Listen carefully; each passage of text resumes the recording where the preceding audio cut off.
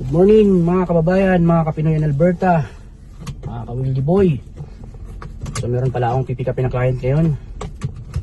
Pipick-upin ko sila, hatid sundo. Dito ko sila imamasad sa place ko.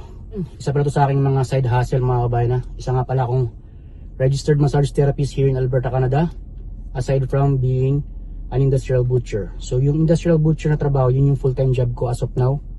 Kumbaga hindi ko pa full time yung pagiging massage therapist. So yun, buhay OFW, buhay butcher / registered massage therapist here in Alberta, Canada. So doon ko muna yung client ko mga kabayan.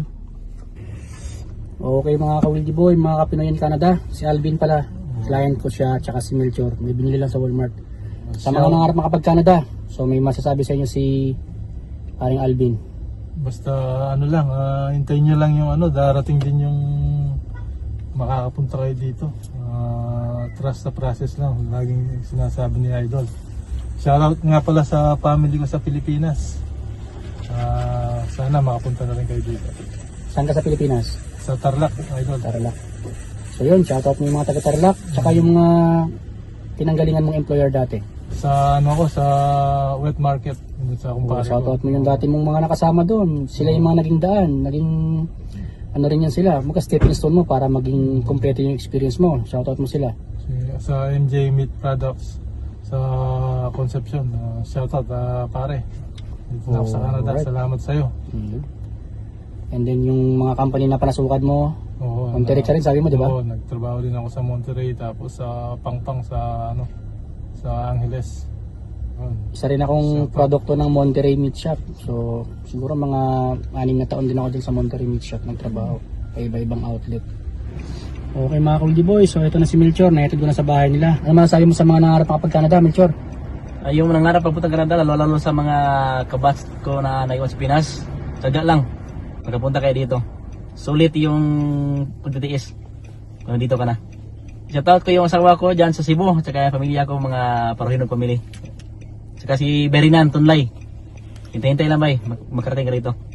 As always, be patient lang, trust the process, and consistent kayo lagi. Huwag kayong mag-resign while waiting for your deployment. Thank you. Kumusta yung massage? Okay, ayos. Sulit. Gracias, Piradam. Okay. Okay mga ka-Wildy Boy, mga kapinoy in Alberta. Ito pala yung pangatlong client ko, si Michael. So, inatid ko siya. Kagaya ng dalawa kanina. And meron pang isa. So, dito rin malapit sa River. Isa siyang butcher sa Cargill Fabrication. Ano masasabi mo sa mga gusto makapag-Canada? Yun lang, pagbutihan nyo lang dyan sa Pilipinas, tuloy nyo lang yung pangarap nyo. Then, habang naghihintay kayo dyan, tuloy-tuloy lang. Wag muna kayo magre-resign. Yun nga, katulad ng sinasabi ni Idol, tuloy nyo lang yung pangarap nyo. Pag nandito naman kayo sa may Canada, worth it naman. Shoutout nga pala sa asawa ko, kay Chaser, saka sa mga anak ko, kay Marcos, Ethan, and MC. Thank you. Thank you, Idol. Sige. Good luck. See you next time. So, yun, ito. Dito, mga taga-Cargill din tong mga na ano ko yan, mga malulupit na butcher yan sa Clipper.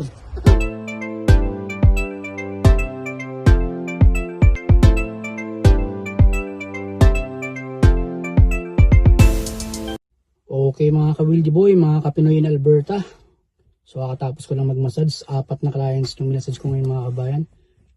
Bali 3 taga-Cargill and then yung isa bali ex-Cargill butcher. So nag-resign na siya sa Cargill, na sa ibang employer na siya. Dito sa Canada kapag may pagkakataon na kumita na extra, so kinakailangan nating kumbaga i-grab. Ako yung aking kumbaga side hustle is ito yung course ko as a massage therapist. So yung ginamit ko yung skill ko para magkaroon ako ng extra income. Sa mga nangarap makapag-Canada, kinakailangan nyo lamang kumilos at gagawa kayo ng paraan. As always, consistency, patience, and have a positive mindset. Samahan nyo ng diligence, tiwala sa sarili sa may kapal at sa proseso. Ingat palagi, God bless.